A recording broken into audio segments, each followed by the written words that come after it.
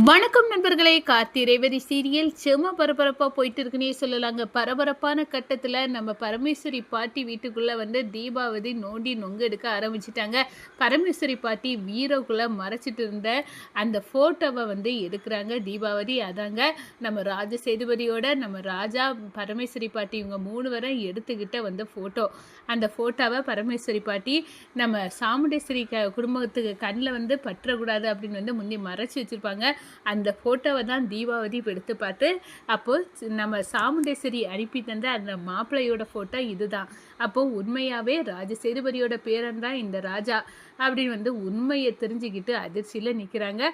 அதே கணம் நம்ம பாட்டிக்கிட்ட தலை தீபாவளிக்கு ஆசீர்வாதம் வாங்கிறதுக்காக நம்ம ராஜாவும் ரேவதியை பாட்டி வீட்டுக்கு வராங்க. வந்தவங்க நம்ம தீபாவதி கண்ணில் சிக்கிறாங்க. அதோட தீபாவதி இவங்களை பார்த்த உடனே நம்ம ராஜா அரண்டு போய் நிற்கிறாங்க. எப்படி அத்தை விசாரிக்க சொன்னவங்க நம்ம பாட்டி வீட்டில் வேலைக்காரங்களாக சேர்ந்தாங்க. அப்போது என்னை பற்றிய தகவலை திரட்ட தான் இங்கே வந்திருக்காங்க அப்படின்னு தெரிஞ்சு நம்ம தீபாவதி கிட்ட தனியாக பேசி உண்மையை சொல்லிடுறாங்க. நான் தான் ராஜசேதுபதியோட பேரே. இந்த விஷயத்த ஒரு வாரம் டைமு தாங்க, நானே அத்தைக்குள்ளே சொல்லிடுறேன். அதுக்கடையில் கோவில் கும்பாபிஷேகம் நல்லபடியாக நடக்கணும் அப்படின்னு அந்த இடத்துல ரெக்யூஸ்ட் வைக்கிறாங்க நம்ம ராஜா. அதை பற்றி தான் இந்த வீடியோக்குள்ளே பார்க்க போகிறோம். அதுக்கு முன்னாடி சேனலுக்கு லைக் அண்ட் சப்ஸ்கிரைப் பண்ணுங்கள் ஃப்ரெண்ட்ஸ். பக்கத்தில் இருக்க பெல் ஐக்கானையும் கிளிக் பண்ணுங்கள். அப்போ தான் நான் போடுற ஒவ்வொரு வீடியோவும் நோட்டிஃபிகேஷனாக உங்களுக்கு கிடைக்கும். வாங்க ஃப்ரெண்ட்ஸ் வீடியோக்குள்ளே போகலாம். ஃபஸ்ட்டு எடுத்த உடனே பார்த்தோம்னா செம்ம அதிரடியான பரபரப்பு கட்டந்தாங்க.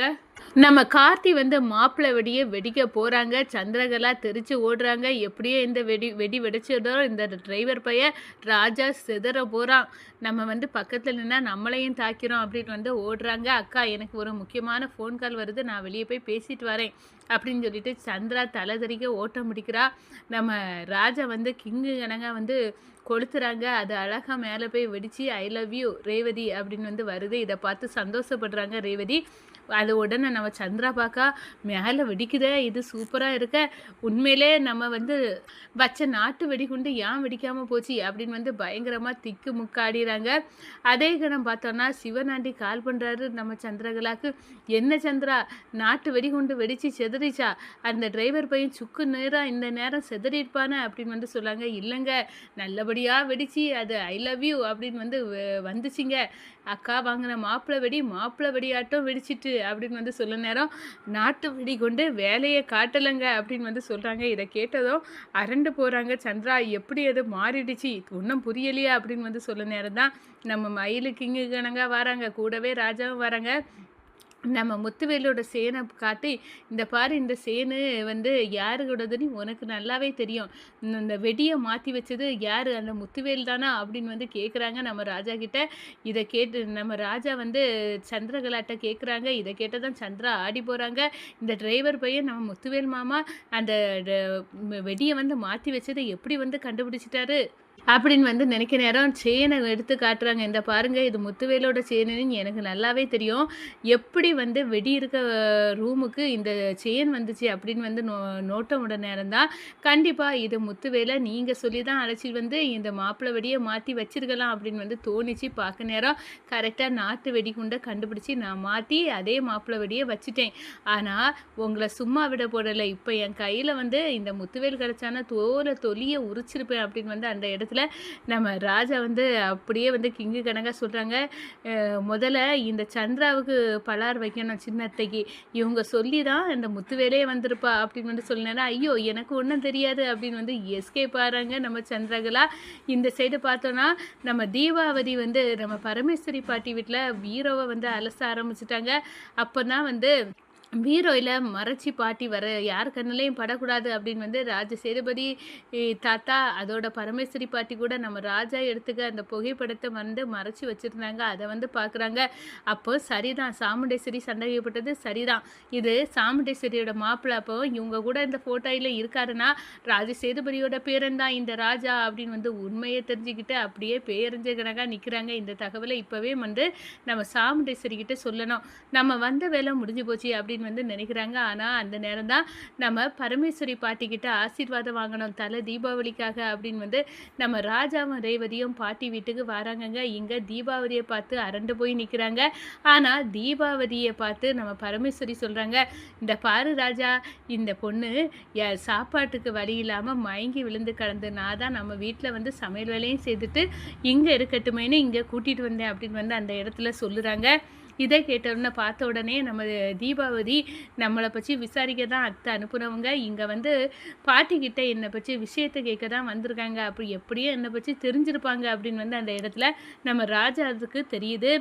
என்ன வேணும் ரேவதி, உனக்கு எல்லா வகையான சாப்பாடும் இவ இந்த நம்மளுக்கு வந்து செஞ்சு போடுவா, நீங்கள் சாப்பிட்டுட்டு தான் போகணும் அப்படின்னு வந்து அந்த இடத்துல சொல்லுறாங்க.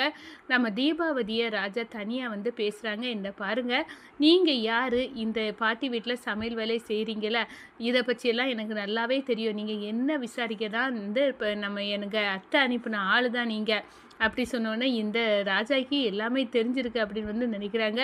அதோட ஆமாம், நான் அவங்க சாமுண்டேஸ்வரி அனுப்பின ஆள் தான், நீ தான் ராஜசேதுபதியோட பேரனா அப்படின்னு ஒரு டவுட் வந்து. ஆனால் இப்போ கொஞ்ச முன்னாடி ஒரு ஃபோட்டோவை பார்த்தேன், இந்த பாரு, நீ வந்து ராஜசேதுபதியோட தாத்தாவோட இருக்க ஃபோட்டோ இருக்குது.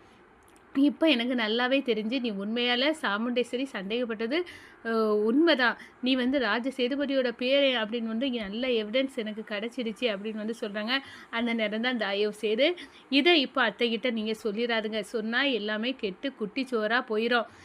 எல்லாரும் நாங்கள் காவல் இருக்கிறது எங்கள் மாமா கையால் கோவில் கும்பாபிஷேகம் நடக்க வேண்டியதான், அதுக்காக தான் இருக்கோம். என்னை ஒரு வாரத்தில் கஷ்டப்பட்டு அதை நடத்தி முடிச்சிடுவோம். அதுக்கு பிறகு நீங்கள் என்னங்க, நானே வந்து எங்கள் அத்தைக்கிட்ட நான் தான் ராஜசேதுபதியோட பேர் அப்படின்னு உள்ள உண்மையை நான் தெளிவாக சொல்லிடுவேன். அதனால் நீங்கள் என்னை நம்புங்க, என்னை ஒரு வாரத்துக்கு நீங்கள் இந்த உண்மையை தள்ளி வைங்க. நீங்கள் சொல்ல வேண்டான்னு நான் சொல்லலை, ஆனால் நீங்கள் தள்ளி வைங்க அப்படின்னு வந்து அந்த இடத்துல சொல்லிடுறாங்க. இதை கேட்டதும் நம்ம தீபாவதி யோசிக்கிறாங்க, இவர் சொல்லதுலேயும் அர்த்தம் இருக்க தான் செய்யுது. ஒரு வாரம் தானே, இவ்வளோ நாள் தெரியாத உண்மை இந்த ஒரு வாரத்தில் தள்ளி வைக்கிறதுல என்ன ஆகிற போகுது, அதனால் கண்டிப்பாக வந்து ஒரு வாரத்துக்கு நான் சொல்ல மாட்டேன்.